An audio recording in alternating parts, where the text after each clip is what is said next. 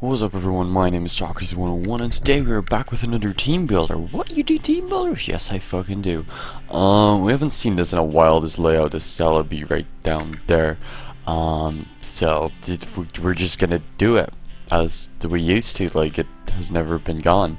The thing I'm doing right here is, I wanted to use Hoopa. I've been past a couple of Hoopa teams, it's quite good, it's just really good. Unless you're facing offense, then it's just like, nah, I'm just gonna sit here, do nothing, and you can use me as death fodder whenever you like, and if you can get off a hit on something, well then that's gonna be great. But Hoopa doesn't do too well against things that just outspeed him and hit on the physical side, so meh. So something that counters that, well, just pairs up with it really nicely is Mega Lopunny, because it's incredibly fast. It outspeeds the majority of metagame. It speed ties with Mega Man Electric, which maybe is also a good partner for Hoopa, but I do think Mega Lopunny is a tiny bit better since coverage-wise.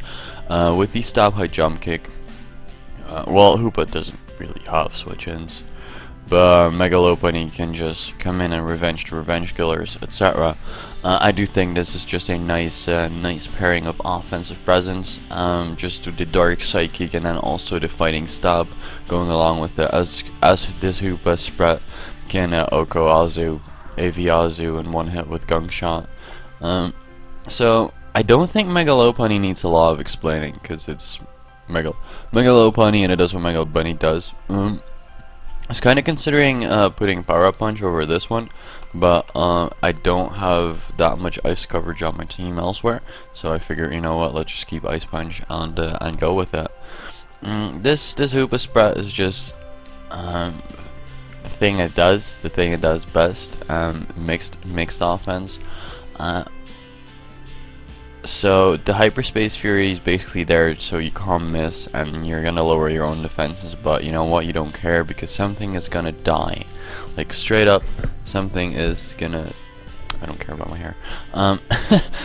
Something is straight up going to die. Then Drain Punch is there for general coverage, because to hit Ferrothorn, etc. Well, you could also run Fire Punch on this particular set, I do believe.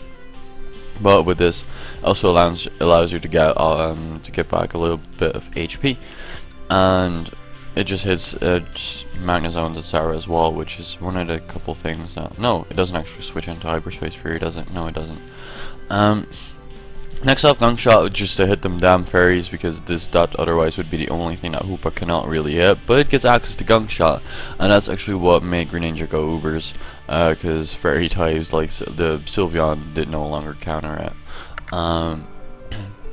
So that's what Hoopa is for. And then we have Psychic basically there to mainly to just hit physical things, physically defensive mons really hard. You can hit Clefable with that pretty hard. You can I'm just scrolling through the list because I'm not completely sure what you want to do with this, but basically mixed with this guy is just a lot better, because you can hit the physically defensive mons on the special side and the other way around. So that's kind of what you want to go with Hoopa. And it doesn't even matter that you don't have full investment and everything, because with this investment you had 400 special attack and you had 435 physical attack, which is something that has never I've never seen before. And I still don't like my hair, but whatever. So next mon I had for this was actually Tornadus Therian, because I wanted something that could pivot, into these threats. Probably a slow full turner, U-turner could be better, because that allows him to not take any hits. I decided, well, I don't necessarily have a Kelio switch in, and I don't think this is a Specs Kelio switch in, but you know. But we're just gonna go with Tornadus Therian, because it just hits really hard. We have Heat Wave for damn Ferrothorns. Sorry, we could run Focus Blast, but I figured that Heat Wave would probably be a bit better on my team, and this allows us to hit Skarmory as well, even if it's with Def. It's probably gonna get 2-hit KO'd. I should really run a calc for that, shouldn't I? I really should. And then there's just standard and obligatory U-turn knockoff combination. We go with 96 in HP, and then this is basically the standard set. You're just gonna go max HP. Hasty nature, I'm sorry. And then, wait, oh, well that makes a difference. And then with the remaining 116 special attack. So, this special attack investment allows you to OHKO thing, as well to 2-hit KO specific mons. This is just a standard Smogon set.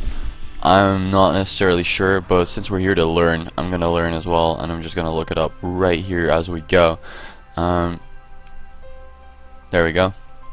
160 special attack if he guarantees an OHKO on Keldeo with Hurricane, which Sulfus Tornadus T is an effective check too. There we go. So this basically is our Keldeo check, and this amount of it, special attack investment allows us to guaranteed OHKO Keldeo. So the more you know. So I've learned something as well this video. Next off, we have a Powdon because I needed something to take physical hits as well. And I figured, you know what? Let's use that pride of my Pika team, which is a Powdon. Powdon is actually really good in League format. I usually run mixed defense, and that's what we're gonna do right now as well. We're just gonna go with nice and Earthquake, not Earth Power, Earthquake, Stone Edge, just for general coverage to hit. Well, Magnet Rise thingy. Klefki, I just encountered one of those, and it was already severely weakened by a high jump kick of Lopunny, and then I switched in a Powdon, and he felt the urge to Magnet Rise, but I predicted that, and just killed it with 2 Stone Edges. The only thing he had left was Dragonite, so I ended up winning that, because Hippowdon just laughs at Dragonite, because it does. And our last move is going to be, well, obviously Slack Off.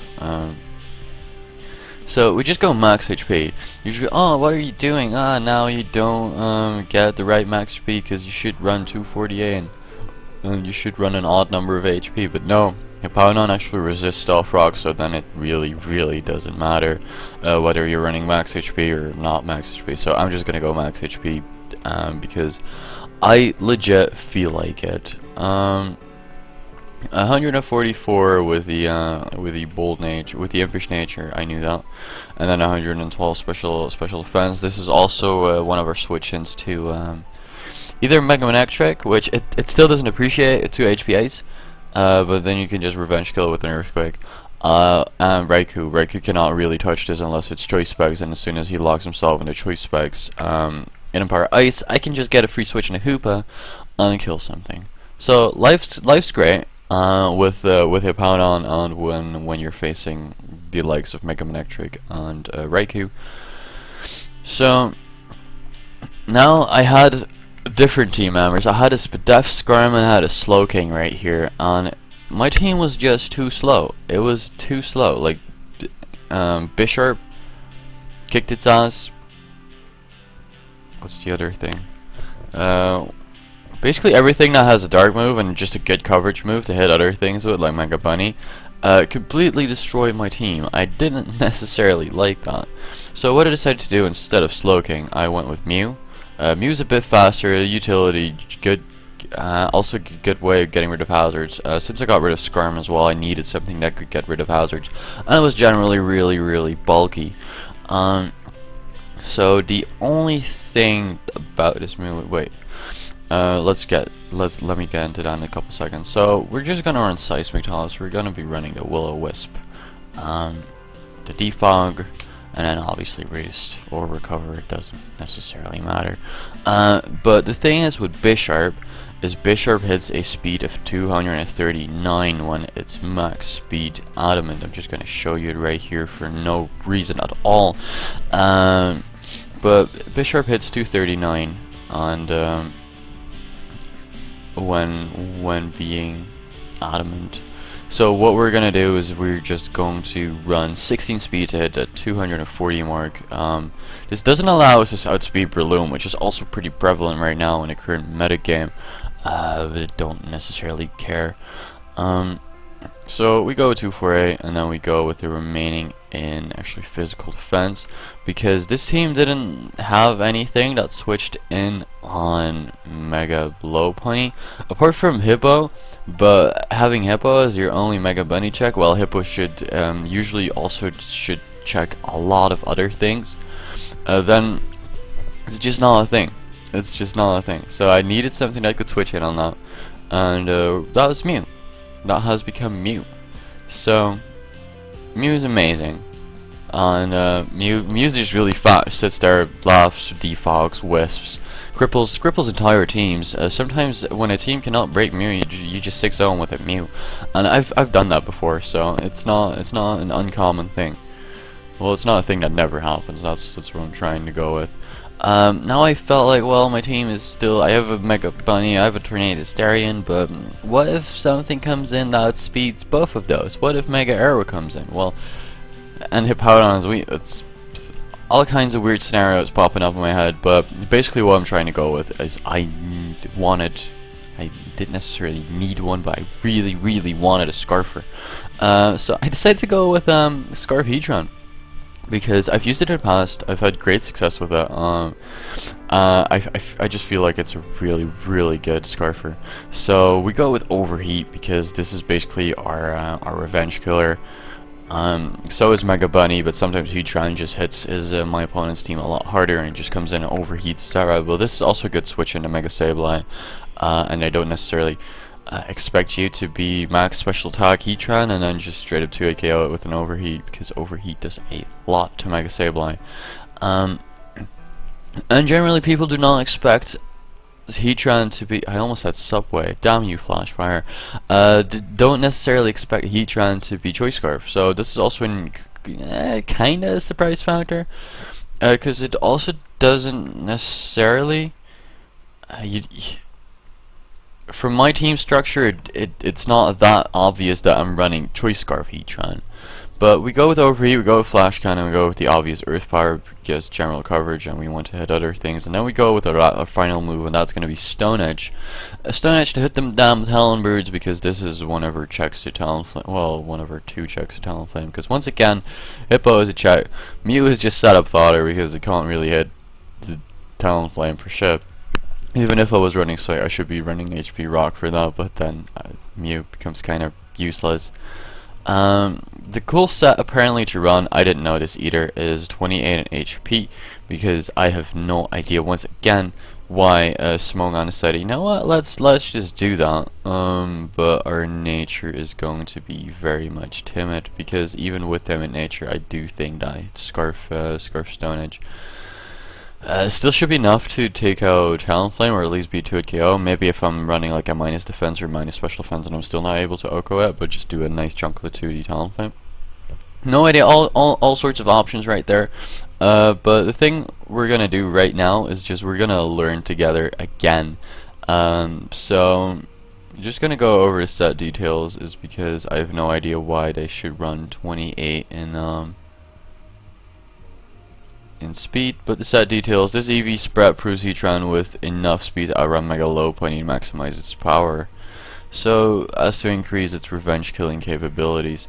So basically the only reason this specific speed is here is to outspeed Mega Bunny, probably by 1 point, as Smogon nerds like to do that. I love to do that myself as well. But yeah, so we have an Overheat, we have a Flash Cannon, we have an Earth Power, we have a Stone Edge. This is enough speed to outspeed Mega Bunny and Mega Manectric. You can hit Mega Manectric with an Earth Power, you can hit Mega Lopunny with an Overheat, and you still have a maximum power, and the special attack 130 is nothing to ever sneeze at. So that's gonna be it for today. I hope you guys enjoyed. If there are any other things that you want me to build around with certain cores, certain specific mons, or you just want to throw me a team and see how well I do with it, or you're like, hey, can you fix this for me? I will try and do my best, because one of the things I used to do like a year ago was just go on Smogon RMTs and just pick an RMT, throw it there, read the comments, and then just try and fix it myself with the insights of other people and my own insight. And usually those teams were the best teams I produced, so I was very happy with that as the result in general. So hope you guys enjoyed this week's episode of the Teambuilder. And I almost said the kitchen, but leave comments if you want to. I read all my comments, try and reply to every single one of them, and hope you guys enjoyed, and I'll see you in the live session. Bye bye.